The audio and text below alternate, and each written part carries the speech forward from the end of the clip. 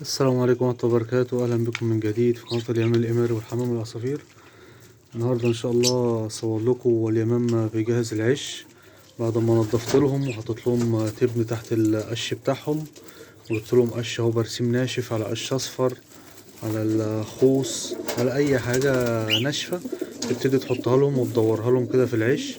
هما بيبتدوا يظبطوا فيها ويدوروها ويلموا القش الزيادة مثلا الناقص، يقعدوا يعملوا الداير بتاعهم بحيث ان هما يقعدوا ويبتدوا يرقدوا ويحضنوا لحد ما تبتدي النتاية بقى تبيض وكده.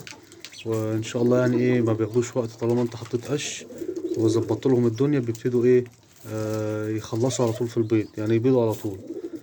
طبعا زي ما حضراتكم شايفين كنسنا الأرضية، حطينا تبن. طبعا التبن لا مش ملزم، بس انا بحطه لهم يعني في الشتاء كده، يعني بيبقى مثلا بيدفي شويه في الشتاء كده، يبقى هو حامي شويه كده فبيدفي شويه. وطبعا حطينا القش فوقيه وكده، بس ما شاء الله تبارك الله يعني الدخر زايف، بصراحه صرفت له في قش على طول. ده الدخر اللي في وشنا اهو، هو حتى هو اللي بيجهز اهو، عمال يجهز العش للنتاية العش وكده. فقلت اجيب لهم قش واصرف لهم، حتى الجوز دول برضه عايزين قش اهو اهو، عايزين يظبطوا قش، بس ما فضلتلهمش بصراحة. فانا هبتدي اجيب لهم قش دلوقتي واحط لهم برضه. ادي يا جماعة، ادي الارضية اهو، وجبت كبش التبن، جايب شكارة كده صغيرة وقوم جاي فاردها اهي، وابتدي اجيب شوية قش.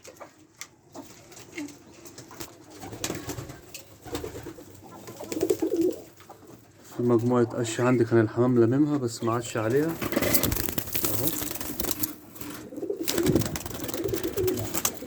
واحط لهم بيدوبك يعني افرد التبن واحط لهم شوية القش واسيبهم بقى، لا اعمل داير ولا اظبط ولا حاجه، على قد ايدك كده ما عملت لهم. هم بيبتدوا ينظموا، بيبتدوا يرتبوا، بيبتدوا يعملوا هم كل حاجه بمعرفتهم. لكن انت بقى ما تقعدش تنظم وانت عايز ترتب كده بالشكل ده بالشكل ده، لا. كده ما شاء الله اهم الجوزين اهم محضرين كده ومجهزين، ادي جوز اهو وادي التاني اهو. عايز في الشتاء تفرش فرشة التبن، وكده كده التبن رخيص، يعني كيلو ممكن تلاقيه عند مثلا العلاف ولا حاجة في حدود 3 جنيه ونص أو 4 جنيه، أو قول بعد الغلا ده 5 جنيه. مفيش أي مشكلة. هتجيب مثلا كيلو ولا 2 كيلو تسيبهم عندك، تنضف في الأرضية حلو، وبعد كده تقوم جاي فارش التبن، وبعد كده تقوم جاي حاطط شوية القش. يبتدوا هما يحطوا. ناس تقول احنا حاطين عندنا طاجن، مفيش مشكلة، حطوا طبقة خفيفة في الطاجن، وبعد كده يحطوا شوية قش، هتلاقوهم ان شاء الله برضك حضنوا. وطبعا القش ليه سحر زي ما حضراتكم عارفين، يخلوهم يبيضوا على طول. وده الجوز اهو ما شاء الله تبارك الله، اكل زغاليله اهي. وده الزغاليل ما شاء الله حملت اهي، ابتدت اللي هي تنزل تنقر لوحدها. انا طبعا لسه مأكلهم دلوقتي، مسافة ما بياكلوا يا جماعة مسافة ما بيقعدوا ياكلوا الزغاليل.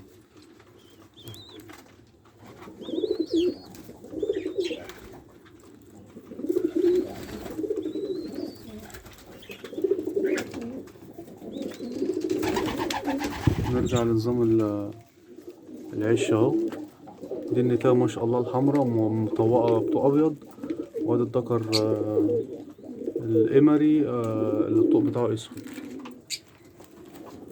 هيبتدوا بقى قصتهم بقى في الحاجة زي كده، اللي انت ما تقلقهمش ومالكش دعوة بيهم خالص بقى. انت خلاص حطيت لهم فرش لهم الأرضية وحطيت لهم القش، خلاص سيبهم بقى. هي هتقعد بقى النتاية تروح شمال وتروح يمين، ممكن يفركشوا القش كله، مفيش أي مشكلة، بيرجعوا يرتبوه تاني ويبتدوا هم يحضنوا بمعرفتهم. بحيث ان هم هم اللي هيقعدوا وهم هيستريحوا في الحتة دي. طب افرض انا حطيت لهم في الحتة دي راحوا جايين ناقلين في الحتة اللي قدامها، زي كده مثلا هيحطوا مثلا هيرقدوا هنا، لا مفيش اي مشكلة، سيبها راحتها تبيض هنا، تبيض الناحية التانية، تبيض في اي زاوية هي عايزاها، هي اللي هترقد وهي اللي هتستريح. لكن اللي انت تقعد بقى تقول لا انا الحتة دي عجباني تقعد هنا، لا كده هتقلق وممكن متبوتش خالص.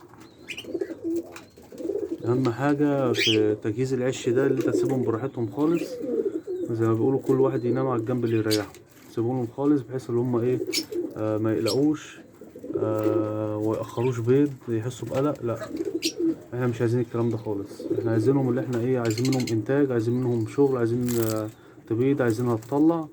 نسيب الحاجات دي كلها بحيث اللي هي ايه تبيض على خير وبيض باطمئنان، بحيث اللي هي تبيض وترقد على البيض. ممكن تبيض وانت تقلقها تقوم من على البيض، لا احنا مش عايزين كده. ممكن ده تفقس الزغاليل متقدرش تأكلهم، لا احنا مش عايزين كده برضه. احنا عايزين ان احنا هي تبيض وتشتغل وتظبط الدنيا معانا عشان نلاقي ايه انتاج ونلاقي شغل ونلاقي كل حاجة حلوة معانا. وده ما شاء الله الزغلول كبر اهو، طالع شكل ابوه.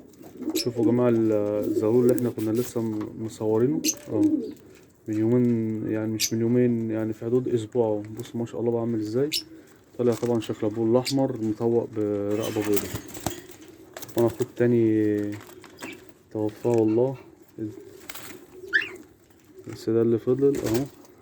الحمد لله، قدر الله ما شاء فعل اهو. بصوا الزغلول يا جماعة ما شاء الله صحته عاملة ازاي، تمام مفيش اي مشاكل.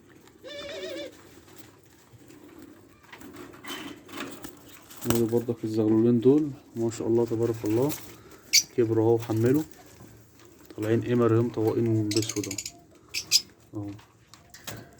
ما شاء الله تبارك الله صحتهم كويسة والزغلولين قد بعض ومريشين على طول. ودي بيضة ما شاء الله تبارك الله. ودول بردك بعد ما يخلصوا الزغلول ده يقوموهم شوية هبتدي ايه احط لهم واظبط لهم.